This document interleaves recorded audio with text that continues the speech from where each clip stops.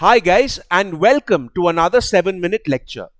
The Law of Unintended Consequences. I've been wanting to do a video on this for a while now, so I figured I might as well do it today.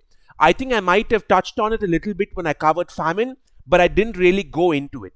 So the Law of Unintended Consequences is exactly what it sounds like. It's something that all of us see both in our personal lives and in the world around us, where something is done with a specific purpose in mind, and what actually happens is the opposite of what we intended.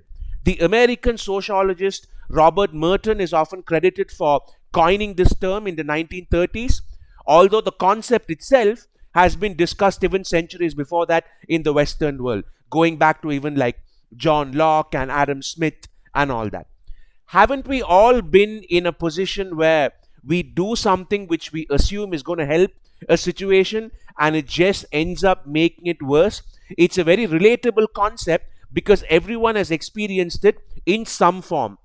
Be it giving your friends some advice that you think would help them, but it just blows up in their own face, or voting for a political party that you think might bring change and it turns out to be the same old regime with a new face, or doing something to impress someone to get them to like you, but for whatever reason you just end up looking like a complete piece of garbage. We see this manifesting everywhere around us, in daily life and in political life.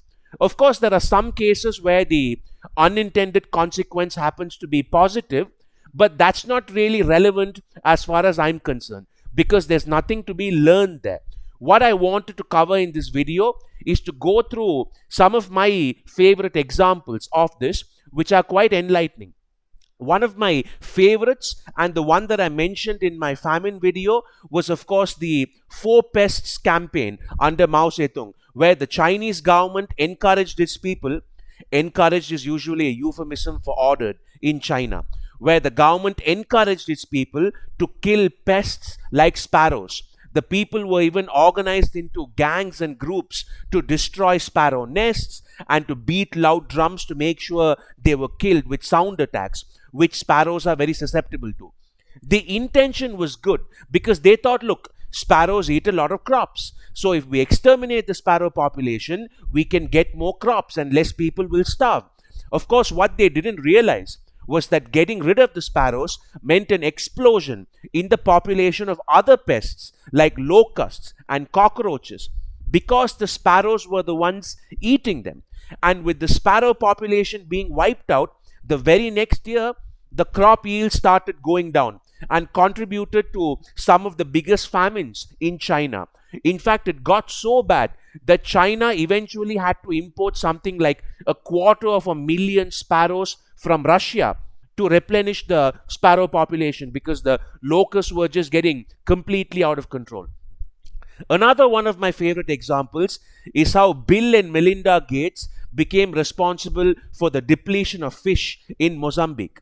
How did they manage to do that? So obviously the Gates Foundation plays a prominent role in the fight against malaria. So they gave out mosquito nets in many villages in Mozambique in order to protect the villagers from malaria.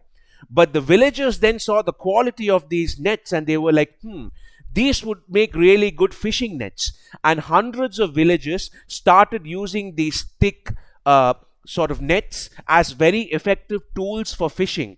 So effective, in fact, that the fish population was decimated in Mozambique because of overfishing, because the nets were so good in terms of catching fish. In my own area of study, warfare, we see this manifesting all the time. The 20th century introduced many laws banning armies from targeting civilians. And while many thought this was a good move, it just ended up endangering civilians even more in the battlefield, because it started encouraging terror groups to take up civilians as hostages and human shields, because the terror groups now know that if they use human shields, their governmental adversaries can do nothing about it. So civilians are ironically less safe now than they were before these laws were brought in.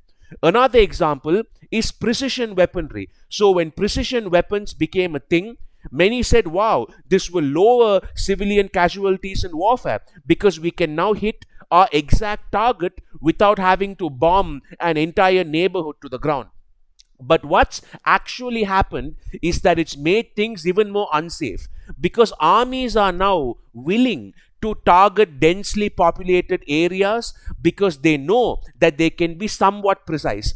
Earlier, there was a reluctance to target densely populated areas because the weapons were not accurate. So it was always considered a last resort.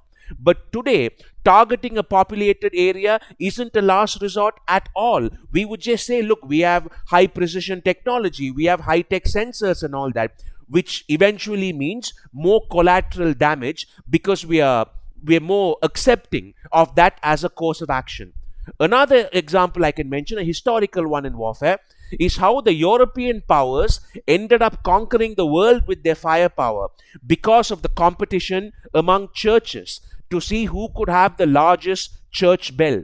And because there was so much competition in Europe over having large church bells, the blacksmiths in the continent became masters of metal, which then helped Europe become the predominant powerhouse of the world in terms of manufacturing guns and artillery. We can obviously go on all day citing examples, the way, let's say, people are thrown into prison hoping they would learn a lesson, but they come out of prison as hardened and much more dangerous criminals. The way child labor was banned in many countries and applauded as a great step for humanity, but it just ended up devastating millions of households because in many poor nations, the children might be the only able-bodied breadwinner of the family. So this list keeps going on and on. I would love to hear either personal anecdotes or historical stories you have about things like this. Can you mention something that was done for one purpose, usually with good motivations in mind, which ended up with completely different consequences, usually bad results? I would love to hear your stories. As always, if you like content like this, please don't forget to share and subscribe. Thank you, take care, and I'll see you soon.